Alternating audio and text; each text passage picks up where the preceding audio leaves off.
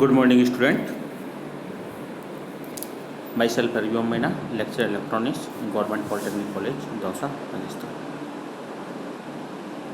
As you know, in last class we discussed about the transducer, and last class is introductory classes of EL 203 syllabus.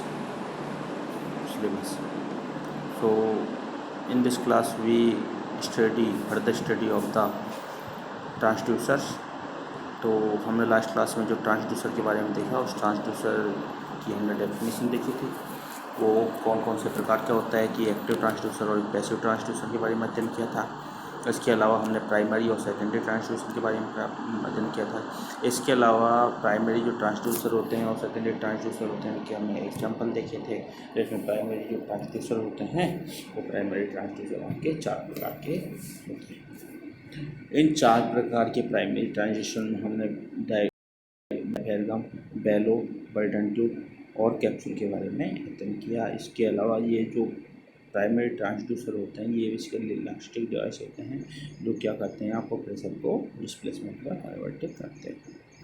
और ये जो fabricate बनाए जाते हैं वो फॉस्फोरस ब्रॉन्ज से, बेरिलियम से, स्टेनलेस स्टील से। और इनमें ये चीज़ ध्यान देनी होगी कि ये जो प्राइमरी ट्रांसड्यूसर अपने 4 पड़े हैं, उनमें से जो 3 हैं वो आपके लीनियर डिस्प्लेसमेंट को बताते हैं, जबकि जो एक है जो जिसको अपन बर्टन ट्यूब बोलते हैं वो आपके एंगुलर को डिस्प्लेसमेंट को बताती है। और वहीं जो कैप्सूल है वो आपका बताता है डायनेमिक प्रेशर को, और ये बाकी स्टैटिक। ठीक है, डायनेमिक का आशय है कि वो चीज़ आपके मूविंग वाले पोर्शन में आप प्रेशर वो प्रेशर को मेजर कर सकता है। ठीक है, एक तो होता है स्टैटिक, तो उसमें क्या होता है कि वो वस्तु रखी हुई है तो उसमें वो प्रेशर को मेजर करे, जबकि मूविंग वाले में प्रेशर को मेजर करे तो अपन उसको बोलते हैं डायनेमिक प्रेशर। ठीक है, तो अब आज वाली जो क्लास है इसमें हम इसके आगे वाले जो पोर्शन है उसको पढ़ेंगे। तो इसमें हम आज सबसे पहले पढ़ेंगे जो सिग्नल होते हैं, सिग्नल के प्रकार के आधार पर कि आउटपुट का जो सिग्नल होता है वो हमें किस प्रकार का प्राप्त होता है, तो उसके आधार पर हम इसको देखेंगे। तो ये बेसिकली 2 प्रकार के होते हैं, एक तो एनालॉग ट्रांसड्यूसर, दूसरा होता है आपका डिजिटल ट्रांसड्यूसर। तो एनालॉग ट्रांसड्यूसर क्या होता है, जो आउटपुट इज एनालॉग सिग्नल, तो इसका आउटपुट होता है वो आपका क्या होता है, एनालॉग सिग्नल होता है। जबकि जो डिजिटल ट्रांसड्यूसर होता है उसका आउटपुट होता है वो डिजिटल सिग्नल होता है। अब एनालॉग सिग्नल क्या होता है, एनालॉग सिग्नल वो सिग्नल होता है, वो कंटिन्यूस सिग्नल होता है जो कि प्रत्येक टाइम इंस्टेंट पर उसकी वैल्यू होती है। जबकि डिजिटल सिग्नल होता है वो एक डिस्क्रीट सिग्नल होता है और वो वो किसी किसी टाइम पर उसकी वैल्यू आती है, जैसे 1 2 3 4 इस प्रकार से। अब मैं आपको डिजिटल इलेक्ट्रॉनिक्स का पढ़ाऊँगा, उसमें भी आप पढ़ोगे 0 और 1 इनको डिजिटल बोले जाते हैं और बाइनरी बोला जाता है। एक डेसिमल होता है 0 to 9 तक, एक हेक्साडेसिमल होता है 0 to 15 तक। तो इस प्रकार से हम हम इसके बारे में पढ़ेंगे। तो जो एनालॉग ट्रांसड्यूसर होता है, जो आउटपुट होता है एनालॉग ट्रांसड्यूसर का, वो आपका क्या होता है, एनालॉग सिग्नल। और जबकि जो डिजिटल ट्रांसड्यूसर होता है उसका जो आउटपुट होता है वो आपका होता है डिजिटल सिग्नल। तो इसके एग्जांपल देखें तो इसके होता है एक तो LVDT जिसको हम बोलते हैं लीनियर वेरिएबल डिफरेंशियल ट्रांसफार्मर, एक होता है आपका कैपेसिटर ट्रांसड्यूसर, एक होता है आपका थर्मिस्टर, एक होता है आपका थर्मोकपल। इस प्रकार से एनालॉग ट्रांसड्यूसर के एग्जांपल है। इसी प्रकार से डिजिटल ट्रांसड्यूसर होते हैं, उसके एग्जांपल है डिजिटल टैकोमीटर। डिजिटल टैकोमीटर क्या होता है, टैकोमीटर एक डिवाइस होती है और ये टैकोमीटर 2 प्रकार का होता है, DC और AC। और ये टैकोमीटर क्या करता है, ये आपके शाफ्ट की स्पीड होती है उसको मेजर करता है और स्पीड को मेजर करता है। और एक होता है आपका ऑप्टिकल एनकोडर। ठीक है, तो इस प्रकार से एनालॉग ट्रांसड्यूसर और डिजिटल सिग्नल ट्रांसड्यूसर आपने देख लिया। इस प्रकार से हमने 3 क्लासिफिकेशन पढ़ लिए, एक तो प्राइमर सेकेंडरी, एक एक्टिव और पैसिव, और एक आपने एनालॉग और डिजिटल। इनके एग्जाम्पल वो आप सीधा याद रख लेना, क्योंकि सीधा एग्जाम्पल से सीधा क्वेश्चन आ जाता है कई बार कि आपका ऑब्जेक्टिव MCQ टाइप क्वेश्चन आएंगे 30 क्वेश्चन। तो आप इस MCQ में सीधे आ जाते हैं। फॉर एग्जांपल कि LVDT ट्रांसड्यूसर है, इसके ऑप्शन आएंगे एक्टिव ट्रांसड्यूसर, पैसिव ट्रांसड्यूसर, और नॉन एक्टिव ट्रांसड्यूसर कुछ इस टाइप के, या नन ऑफ या ऐसे एक्टिव ट्रांसड्यूसर, पैसिव ट्रांसड्यूसर, उपर्युक्त दोनों, दोनों में से कोई नहीं। तो इसमें आप क्या लिखोगे, एलवीडी ट्रांसड्यूसर है पैसिव ट्रांसड्यूसर। पैसिव क्यों ट्रांसड्यूसर है, क्योंकि इसको एनर्जी सोर्स की जरूरत पड़ती है। इसी प्रकार से आपको फॉर एग्जांपल ऑप्शन आ जाएंगे कि निम्न में से कौन सा एंगुलर डिस्प्लेसमेंट करता है, तो उसके ऑप्शन आएगा diagram, Balor, burden tube, capsule. तो इसमें आपको क्या लिखना है, बर्डन ट्यूब। निम्न में से कौन डायनेमिक नहीं एंगुलर डिस्प्लेसमेंट डायनेमिक प्रेशर को मेजर करता है, तो उसमें कैप्सूल आएगा, ठीक है। और एंगुलर डिस्प्लेसमेंट में आपका बर्डन ट्यूब आएगा। अब हम पढ़ेंगे वेरिएबल सी इसको कैपेसिटी और ट्रांसड्यूसर, ठीक है। तो वेरिएबल सी ट्रांसड्यूसर, इसके बारे में अभी हम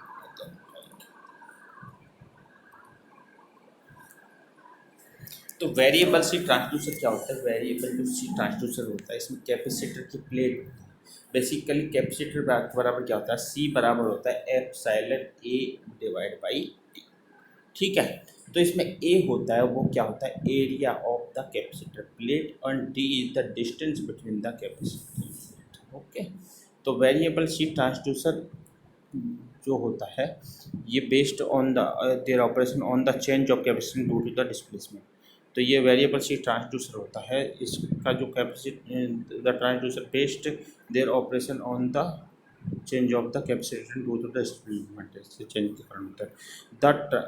the operation on the principle of capacitance of parallel plate capacitor, वह सी बराबर epsilon a divide by T, और वह एप्सिलॉन बराबर डाइलेक्ट्रिक कांस्टेंट।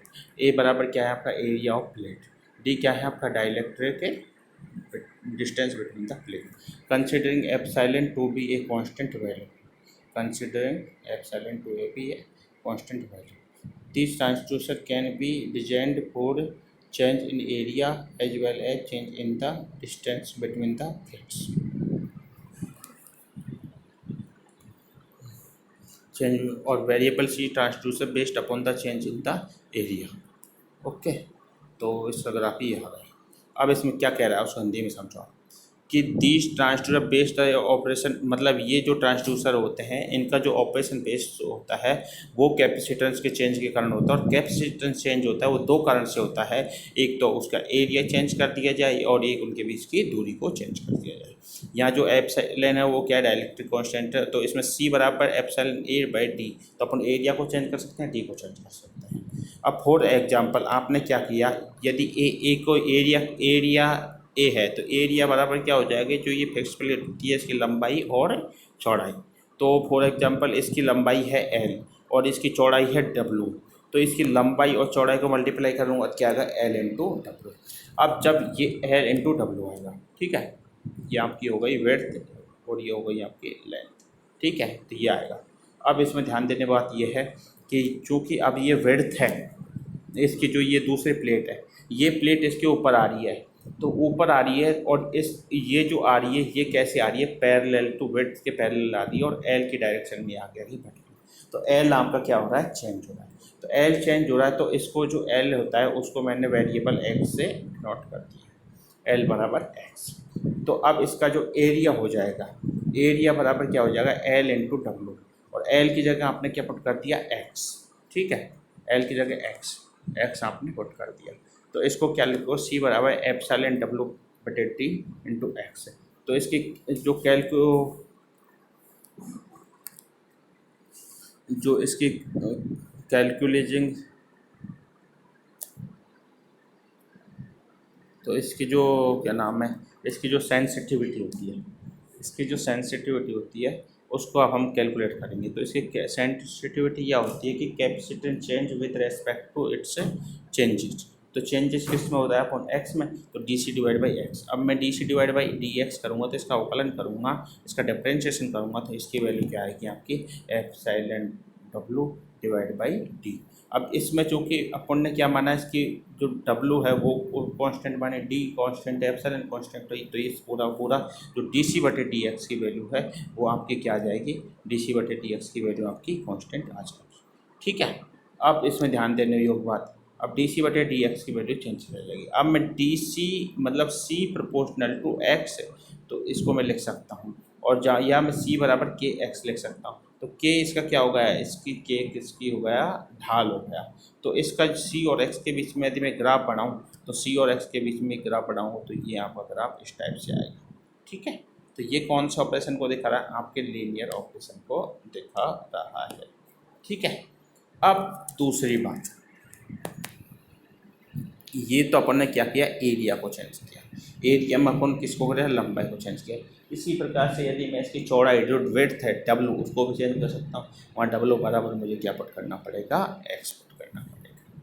ठीक है, डब्लू बराबर मुझे क्या पुट करना पड़ेगा, एक्स पुट करना पड़ेगा। तो मैं उसमें भी कर सकता हूँ, तो उसमें भी जो d C divide by D x की वैल्यू आएगी वो भी आपकी कॉन्स्टेंट आई और उसमें भी लीनियर रिलेशनशिप आएगा। अब दूसरी बात इसमें, अब ये जो कैपेसिटेंस है, ये जो वेरिएबल सी ट्रांसड्यूसर है, इसका जो कैपेसिटेंस है वो चेंज हो रहा है दोनों प्लेटों के बीच में जो डिस्टेंस है वो डी, उसको मैं यदि परिवर्तित करता हूँ तो जिस भी चीज़ को मैं परिवर्तित कर रहा हूँ तो यहाँ पर देखो ये अपन क्या कर रहे हैं, ये डी, इस डी को अपन चेंजेस करते हैं। तो डी बराबर मैंने क्या कर दिया, एक्स, तो सी बराबर क्या होगा, epsilon a divide by x. अब देखो यहाँ पे ये प्लेट है, एक ये प्लेट है, मैं सर्कुलर भी ले सकता हूँ प्लेट। प्लेट तो चाहे आपकी हॉरिजॉन्टल वो क्या नाम है, स्क्वायर हो, रेक्टेंगुलर हो या सर्कुलर, कोई मतलब नहीं, किसी प्रकार की, उसमें सी की वैल्यू होगी वो क्या होगी, epsilon a divide by D. ठीक है, आ रहा है सब बच्चों को समझ में सारी चीज़ें जो बता रहा हूँ, किसी को कोई दिक्कत? अच्छा, सबके आ रहा बराबर, ठीक है।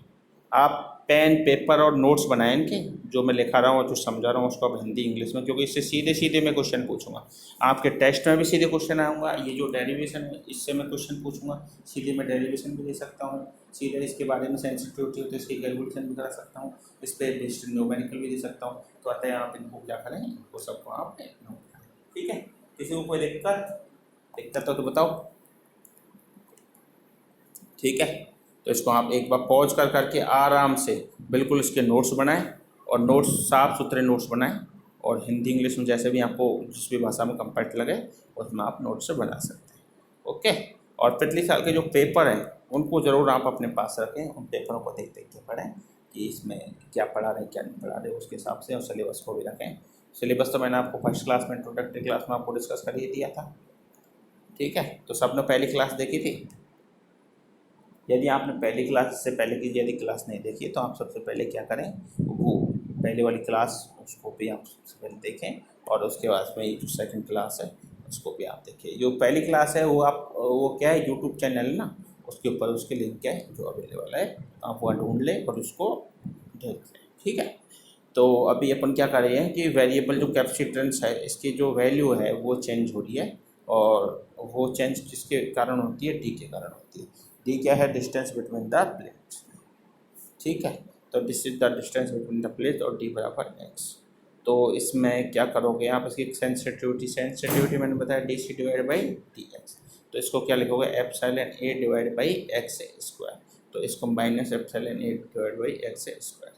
ठीक है, तो इसको variable c transfer based on the change in the area of plate are c characterized by the high linearity and specifically used in instance where the displacement under the measurement is large। ठीक है, तो इसका variable सी transducer है, ये variable सी transducer की अपने sensitivity आ गई, और ये sensitivity D C divide by D X आ रही है, वो एक तरीके से मतलब प्रोपोर्शनल का, मतलब इन प्रोपोर्शनल का स्क्वायर आ रही है, 1/x स्क्वायर के फॉर्म में। तो मैं इसका जो कर्व बनाऊंगा तो ये इसका कर्व बनेगा, वो आपका कर्व बनेगा इस टाइप से। ठीक है, तो इसमें ये मैंने क्या लिखा है इसके अंदर मैंने लिखा है ये एक्स मिन। जब एक्स मिन की वैल्यू रहेगी तो ये d c by D x की वैल्यू, मतलब कैपेसिटेंस की वैल्यू होगी वो आपकी मैक्सिमम रहेगी। तो यहाँ पे क्या लिख रहा है आपका सी मैक्स, ये लिख रहा है आपका सी मैक्स, तो एक्स मिन पे सी मैक्स और एक्स मैक्स पे सी, तो ये आपका हाइपरबोला टाइप के कर्व आ जाएगा। ठीक है, तो अब इसके बारे में हम कुछ नोट करने लायक बातें उनको हम देख लेते हैं। तो वेरिएबल सी ट्रांसड्यूसर होता है, variable C transducer based on the change in the area of plate are characteristic by a high linearity and specifically use instant way the displacement under measurement is large. तो इसमें ये बताया गया है कि जो वेरिएबल सी ट्रांसड्यूसर होता है उसके हम यदि एरिया में जो परिवर्तन करते हैं तो वो एरिया में जो परिवर्तन करते हैं तो उस प्रकार से इसका जो रिलेशनशिप निकलता है वो लीनियर निकलता है। और जो ये लीनियर निकलता है इस प्रकार का रिलेशन, तो ये इस प्रकार का कैपेसिटर ट्रांसड्यूसर होता है। ये आपका बेसिकली बहुत ही मतलब एक लार्ज रेंज की मेजरमेंट के लिए उपयोगी होता है। ठीक है, जो अपन ने ये पहले वाला देखा था ये लार्ज रेंज के लिए उपयोगी होता है। अब नेक्स्ट, ये variable C transducer based on the change in the distance between the plate characteristic by ये हाई नॉन लीनियरिटी। और ये जो यदि हम उनके बीच में जो डिस्टेंस चेंज करते हैं तो इससे जो रिलेशनशिप निकलता है वो आपका बहुत ज़्यादा नॉन लीनियर आता है और ये आपका क्या आता है, हाइपरबोला की फॉर्म में आता है। और ये आपका हाइपरबोला के फॉर्म में आता है। As this transducer exhibit straight line relationship over a small range. और ये जो ट्रांसड्यूसर है ये बेसिकली स्ट्रेट लाइन रिलेशनशिप को दिखाते हैं स्मॉल रेंज के ऊपर। And have a very high sensitivity, और ये बहुत ज़्यादा अपनी सेंसिटिव होती है। They are specifically used in instant, ये उन जगह पर यूज होते हैं जहाँ पर displacement under measurement is small and transducer should be able to detect very small displacement. ठीक है, तो ये सारी चीज़ मैं अपन बता दी। तो इसकी जो सेंसिटिविटी किसकी होगी वो सबसे ज़्यादा डिस्टेंस वाले की होगी। अब जो कैपेसिटर बेस्ड ट्रांसड्यूसर है इसकी अपन ने एक न्यूमेरिकल दे दिया, तो इस न्यूमेरिकल को पढ़ो आप और उसको उतारो कॉपी में। यूँ क्यों कि एक capacitor transducer consist of a two circular plate of dia 3 centimetre each separated by an air gap of 1 mm। Calculate the displacement sensitivity of the transducer for small axial displacement। इसमें बताया गया है कि एक कैपेसिटर ट्रांसड्यूसर है जिसके अंदर circular plate है। ठीक है, और ये जो सर्कुलर प्लेट है इनका जो डायमीटर मतलब त्रिज्या का जो दोगुना होता है उसको डायमीटर 3 सेंटीमीटर प्रत्येक का। और जो ये सेपरेट हैं और सेपरेट होकर इनके बीच में जो डिस्टेंस है वो कितनी है 1 mm। और इनके बीच में जो मटेरियल बढ़ा है वो क्या बढ़ा है, एयर बढ़ी हुई है। कैलकुलेट द डिस्प्लेसमेंट, तो इनकी जो डिस्प्लेसमेंट सेंसिटिविटी है, तो ये देखो ये सेंसिटिविटी आती है, ये कौन सी displacement sensitivity, this is non called as a displacement sensitivity. Okay, तो इनके बीच में जो डिस्प्लेसमेंट सेंसिटिविटी है वो कैलकुलेट करनी है। तो अपन ने ये चूँकि ऊपर वाले फॉर्मूला से अपन चेक कर लेंगे कि सी बराबर क्या होगा। सी बराबर हो जाएगा आपका epsilon a divide by D. ठीक है, तो इसमें ए क्या है, एरिया, और डी सी बटे डी एक्स, तो इसको क्या करोगे minus epsilon a divide by x square. अब एप्सिलॉन की वैल्यू क्या आ जाएगी, एप्सिलॉन की वैल्यू आ जाएगी 8 माइनस 8.854 गुणा 10 की घात माइनस 12, और एरिया आ जाएगा पाई बटे 4, और एरिया क्या आ जाएगा 3 सेंटीमीटर। तो 3 सेंटीमीटर को क्या अब मैंने क्या समझ लिया मीटर में, तो मीटर में सेंटीमीटर को मीटर में करेंगे तो कितने 0.03, तो 0.03 का स्क्वायर, और पाई बटे 4 मतलब 4 का 4। ठीक है, इसी प्रकार से जो इनके बीच में डिस्टेंस है उसको कैसे लिख दोगे आप, 1 गुणा 10 की घात माइनस 3 का स्क्वायर। ठीक है, तो अब इसमें जो क्या हो गया, ये जो कैपेसिटर ट्रांसड्यूसर है, इस कैपेसिटर ट्रांसड्यूसर की जो सेंसिटिविटी आई है वो आपकी वैल्यू में कैलकुलेट करूँगा। आप कैलकुलेटर से मतलब एक बार करके देखें इस मल्टीप्लिकेशन को, तो यह वैल्यू आ जाएगी -6.25 गुणा 10 की पावर -9 फैरेड बटे मीटर। ये DC बटे DX की यूनिट होती है फैरेड बटे मीटर। ठीक है, तो इस प्रकार से आज हमने जो कैपेसिटर ट्रांसड्यूसर है उसके बारे में अध्ययन कर लिया, एनालॉग और डिजिटल के बारे में अध्ययन कर लिया, और प्राइमरी ट्रांसड्यूसर के बारे में भी अध्ययन कर लिया। इसके अलावा हमने एक्टिव ट्रांसड्यूसर पैसिव ट्रांसड्यूसर के बारे में देन किया और तो इसकी डेफिनेशन वगैरह हमने देखी। अब इसके जो आगे वाले टॉपिक है वो हम इसकी अगली क्लास में देखते हैं। अब सब लोग एक बात पे ध्यान दो, मैं जो पढ़ा रहा हूँ ये इस सब के आपके नोट्स बनाए, आप अपनी अपनी कॉपी में इसके नोट्स बनाए और मैं किसी भी दिन सबके जो नोट्स हैं उनको स्कैन करके मंगा, ठीक है। तो आप इनके नोट्स हैं अपनी कॉपी में साफ़ सुथरी राइटिंग में, हिंदी इंग्लिश में कोई इशू नहीं है, जैसे भी आपको लगे उस भाषा में। इवन आप कोई बुक रेफ़र करना चाहें तो बुक को यूज़ करते हुए, कॉलेज बुक को यूज़ करते हुए, या इसके अलावा इसमें क्या नाम है, बुक को यूज़ करते हुए, या क्या नाम है, मतलब और कोई नोट्स उनको यूज़ करते हुए, वीडियोस देखते हुए, आप किसी भी प्रकार से कोई चीज़ ऐड करना चाहें तो खूब ऐड कर सकते हैं। और न्यूमेरिकल MCQ और कुछ भी प्रकार कोई ऐड करें तो उनको ऐड करके और आप इसमें मैक्सिमम से मैक्सिमम आप इसको कुछ भी इसमें ऐड करें और उनको नोट्स वो बना के मैं किसी दिन सब पे PDF मंगाऊँगा, कैम स्कैनर से जिस भी प्रकार का स्कैन पॉजिटिव या फ़ोटो तो मैं मंगा सकता हूँ। तो आता है आप सबके नोट्स बनाएं। और मैंने आपको कल वाली क्लास है उसमें बुक बताना भूल गया था, तो इसके लिए मैं बुक बता देता हूँ आपको। तो इसके लिए बेसिकली 2 बुक चलेंगी आपकी। एक तो आपकी CBC पब्लिकेशन की आती है, इलेक्ट्रॉनिक मेजरमेंट इंस्ट्रूमेंटेशन, ठीक है। CBC पब्लिकेशन की EL 203 नाम की आती है, ये अपनी कॉलेज है उसकी लाइब्रेरी में भी है, कॉलेज बुक सेंटर की ये पब्लिकेशन की बुक है। और दूसरी आती है AKS सहानी बुक, AKSAWHNEY की सहानी बुक है। ये electrical and electronic measurement and instrumentation की किताब है। और ये जो किताब है ये Dhanpat Rai and Dhanpat Rai corporation private limited के द्वारा बनाई हुई है। ये थोड़ी सी मोटी है, हालांकि ये 203 209 दोनों टॉपिक के लिए इम्पोर्टेंट है। इवन ये जो बुक है ये आपकी यदि आप फ्यूचर में जाके इंजीनियरिंग करना चाहो तब भी आपके लिए उपयोगी रहेगी। तो मैं आपको ये सजेस्ट करूँगा कि आप स्टैंडर्ड किताब तो इसकी एक ही सामने है, उसी को पढ़ें तो अच्छा है।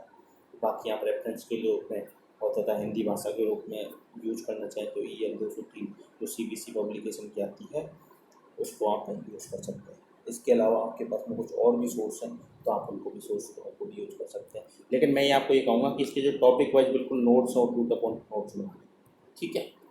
तो अभी आप सब लोग इसके नोट्स बनाएं। Thank you. और किसी को कोई क्वेरी है तो बताओ मेरे को।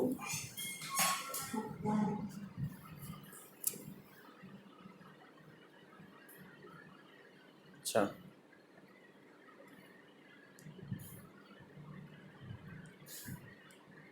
ये जो नोट्स बनाए आप वीडियो को बिल्कुल पॉज कर करके बनाएं, ठीक है। इस प्रकार से आप नोट्स बताओ। थैंक यू ना।